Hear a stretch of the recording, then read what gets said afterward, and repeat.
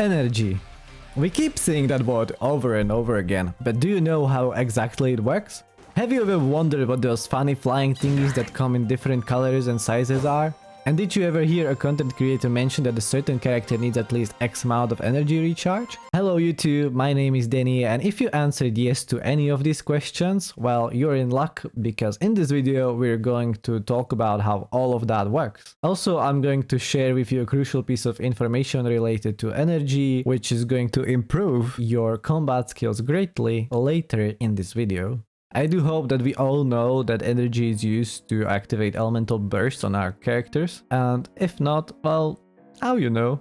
With that out of the way, I'm going to explain how to get energy first, and then how energy recharge works. There are multiple sources of energy. You can get it by picking up elemental particles and orbs, passively from character talents and constellations, as well as from weapons and artifacts and bonuses. Main way of getting energy is obviously picking up particles, since it sits on top of this list. So let's break it down. Note that for majority of this video I'm going to refer to elemental particles and orbs simply as particles. Where do we find them? Particles only spawn during combat. When you lower enemies' HP below certain thresholds, they are going to drop some. All enemies except bosses like Dwalin, H-Daha and Child always drop them after they are killed. Most enemies have more than one threshold. For example, our smaller local wildlife consisting of hilichurls and slimes have thresholds at 60% and, well, 0%. Bigger enemies such as large slimes, fatui agent, geovishaps and some treasure hoarders have 3 thresholds at 66, 33 and 0%. Big elite enemies such as ruin machines, abyss mages, hooper flowers, metachurls and lava churls have 4 drops at 75, 50, 25 and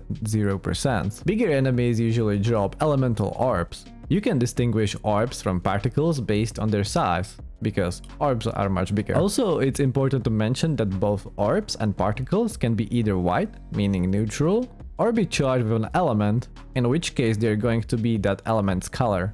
I'm going to explain why this is important later. So, you hit an enemy, their HP drops, you gain energy.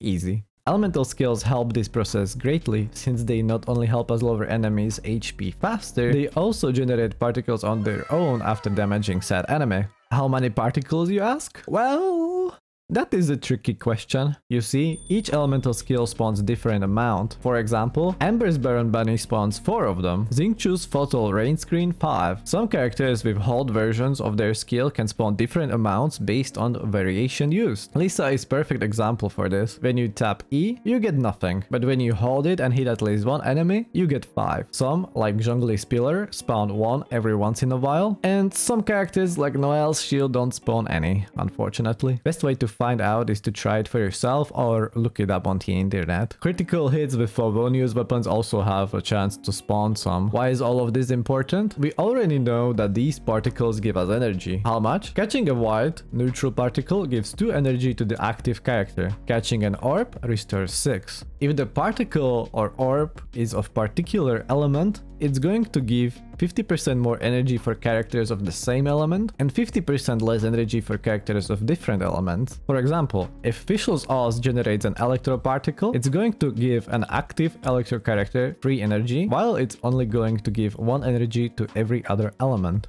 Inactive party members also restore energy, but not the whole amount. In a full party, they get 60% of what they would get if they were the active character. In 3-unit party, they get 70%, and in 2-unit party, they get 80%. In Fischl's example, it would mean that in a full team, every inactive electro character gets 1.8 energy, while characters of other elements only get 0.6 energy per particle. So that's a lot of numbers, but to summarize, active character gets more energy from particles if the color of said particle corresponds with their element, and gets less if it doesn't. Off-field characters also regenerate energy, but not as much as if they were on field, obviously.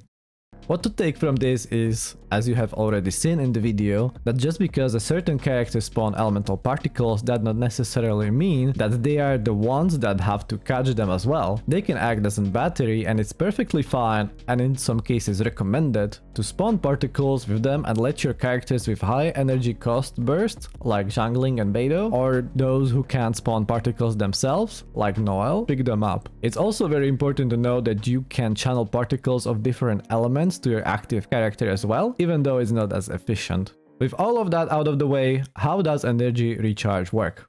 Well, it's simple. It's basically a multiplier. Every character has a base energy of 100%, meaning they get 2 energy when catching a neutral particle. If they were to have 150%, they would get 3 energy from a white particle, and 4 if they would have 200%. Same math applies to what we stated earlier. So what does this mean? Let's take Xingqiu as our test subject. His burst energy cost is 80. We know he spawns 5 hydro elemental particles with his skill. At 100% energy recharge, he regenerates 15 energy per E, meaning he has to use it 6 times to get burst back. If our Xingqiu has 200 energy recharge thanks to weapons and artifacts, he's going to regenerate 30 energy per E, meaning he has to use it only 3 times to get his burst back. So yeah, that's twice as fast.